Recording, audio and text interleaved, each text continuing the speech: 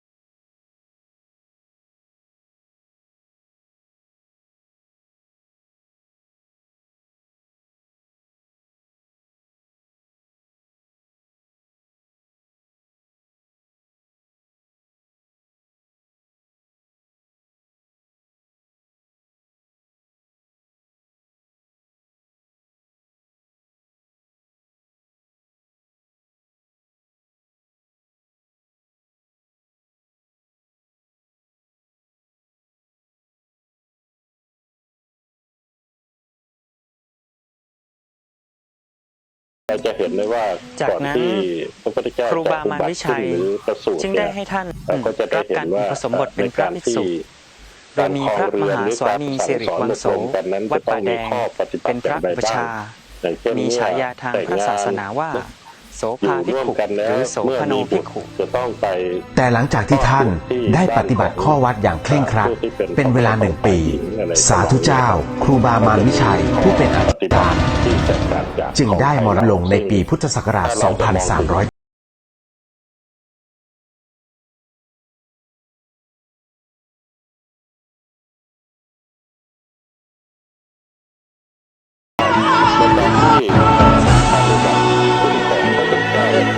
หลังจากนั้นพระโสภาจึงเข้ารับหน้าที่เป็นเจ้าอาวาสวัดฝายหินเป็นต้นมาอย่างที่พุทธศาสนาเราได้สอนกันว่าเรื่องต่างๆนี้ถ้าเป็นท่านได้จัดให้มีการศึกษาขึ้นเป็นครั้งแรกทางอักขระภาษาทั้งคัมภีร์มูลกระจายและคัมภีร์สมัญพิทายานซึ่งในสมัยนั้นเรียกว่าศรัทธา8 มรรคหรือเรียกกันในปัจจุบันว่าไวยากรณ์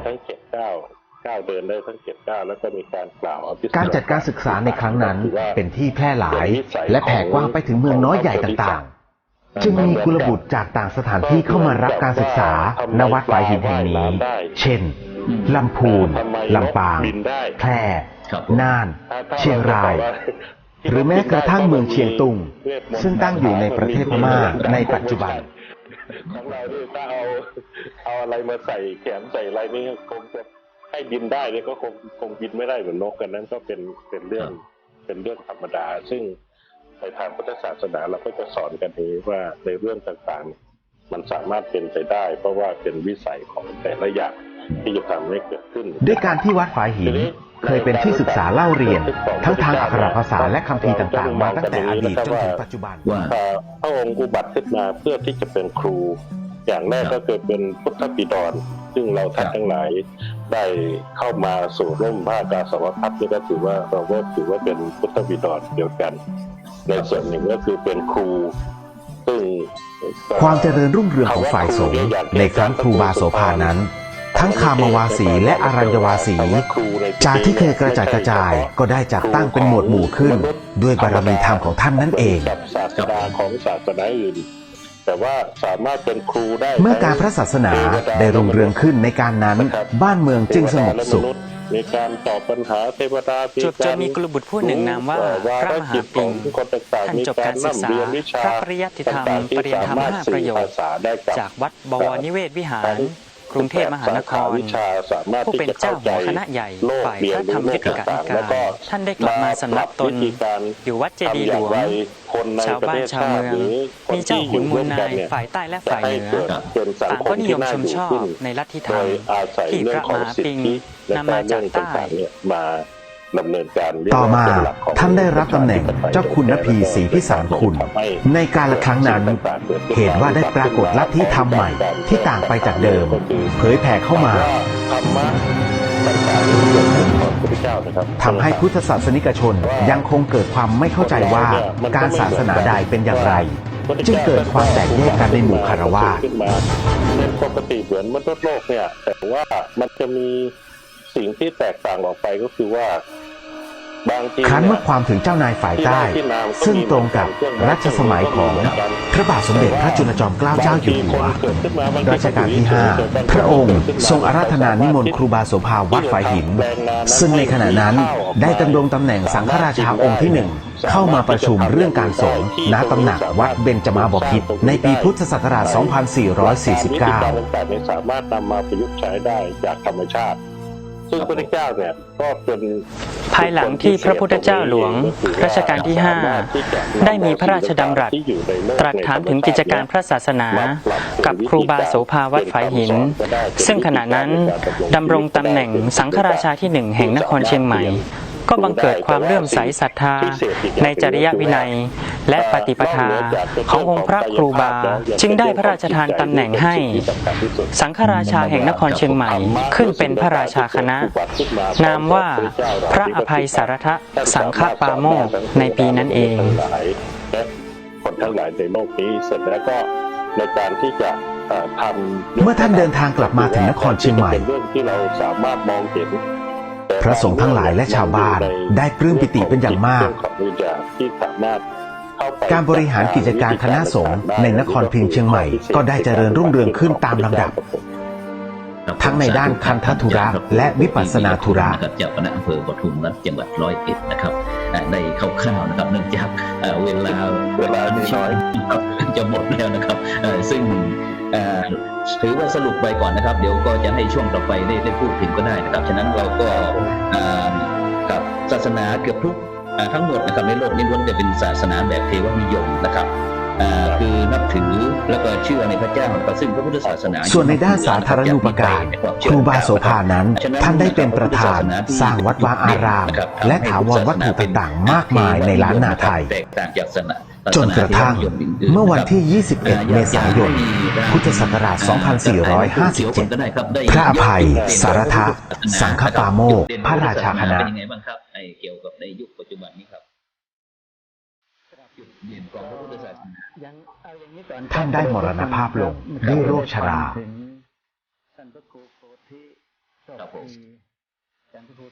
ณวัดฝายหินแห่งนี้สิริรวมอายุท่าน83 พรรษาถ้าเราพูดในปัจจุบันเราไม่สามารถที่จะยกย่ององค์สมเด็จพระสัมมาสัมพุทธเจ้าว่าพระองค์มีความพิเศษอย่างไรยิ่งโดยเฉพาะเราประกาศว่าวันนี้คือวันอัศจรรย์เนี่ยมันอัศจรรย์อะไรแล้วเราบอกไปว่าเกิดในวันนี้ตรัสรู้วันนี้ปรินิพพานวันนี้แล้วคนทำปกติธรรมดาบางทีก็อาจจะคงเหลืออนุสรณ์สถานให้ศิษยานุศิษย์ทั้งหลายได้กราบไหว้บูชาระลึกถึงคุณงามความดีในปฏิปทาอันควรค่าแก่การสักการะยิ่งอย่างเงี้ยที่เราก็ไม่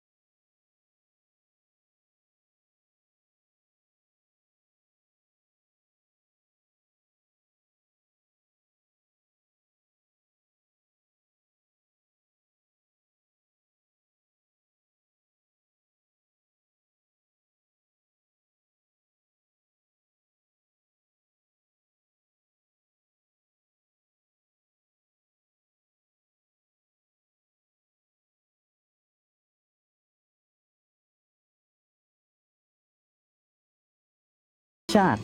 รู้คนอื่นรู้สรรพสัตว์ทั้งหลายแล้วประกาศสอนแล้วรู้ว่าพระองค์เป็น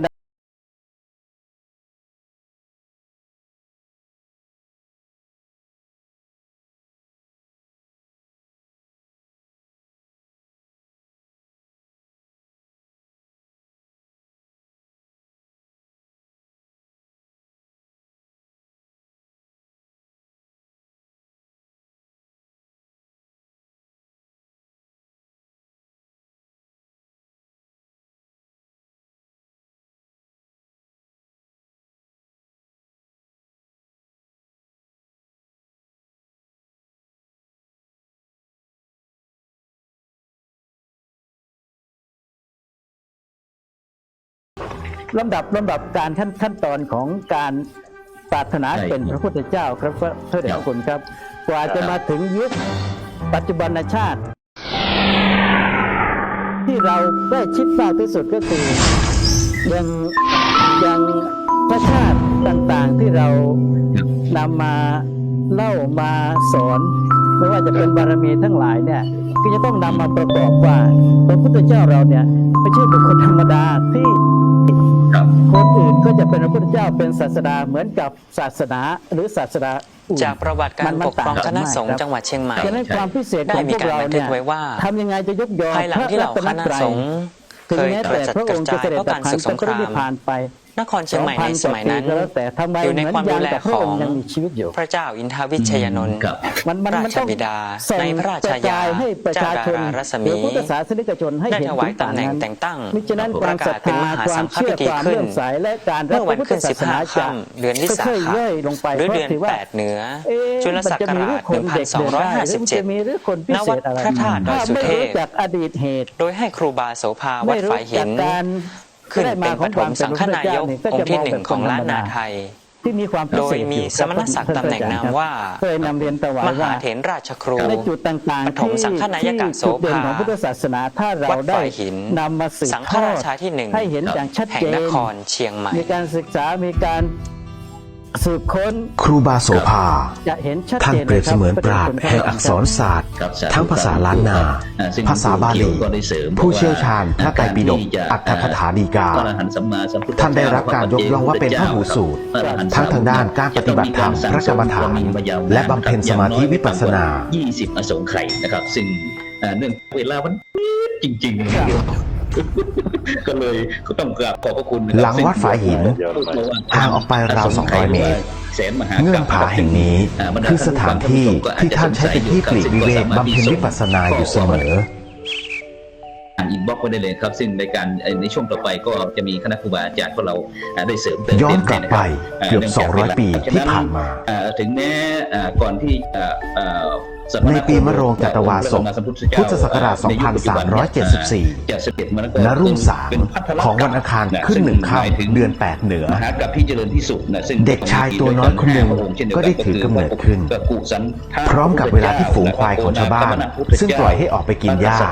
ได้กลับบ้านโดยที่ไม่มีใครไล่ต้อน ด้วยเหตุอัศจรรย์นี้เอง บิดามารดาจึงได้ตั้งชื่อไว้เป็นอนุสรณ์ว่า เด็กชายควาย ซึ่งทางท่านอาจารย์พระครูโพธิวิทยคุณนะครับ ซึ่งก็ทางเขตพระอาจารย์ก็จะมีเกี่ยวกับพระศรีริยเมตไตร การเวลาล่วงผ่าน เมื่อท่านอายุได้ 11 ปี พร้อมกับราศีอันสง่าเกินกว่าเด็กในวัยเดียวกัน มาจากทางเหนือ จึงได้รับความเมตตาจากสาธุเจ้าครูบามารวิชัย ผู้เจริญด้วยศีลและจริยวัตรได้ขอนานอินตะและนางสอนให้เด็กชายควายได้เป็นศิษย์ การสั่งสม เพื่อเข้าศึกษาอักขระสมัยอยู่วัดวาอารามและปรนนิบัติครูบาอาจารย์ที่วัดฝายหิน และอาจารย์นอกจากนั้นอาจารย์เห็นความเด่นของพุทธศาสนาที่แตกต่าง เมื่ออายุได้ 15 ปี ท่านได้บรรพชาเป็นสามเณรอยู่ในบวรพระพุทธศาสนาณวัดฝายหิน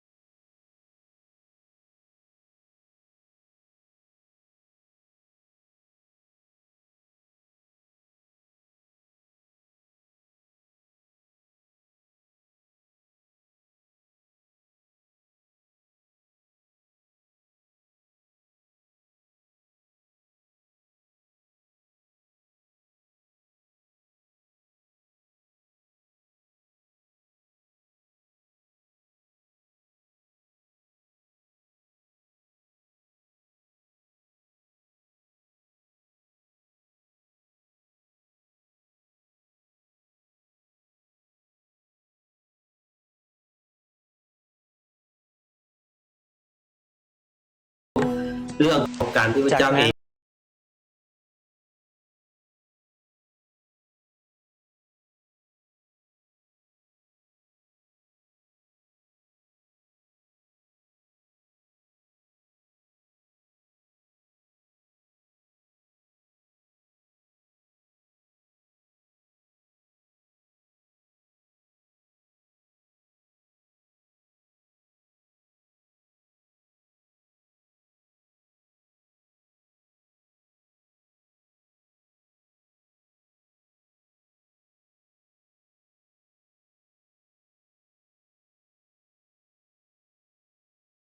ศักยภาพของคนที่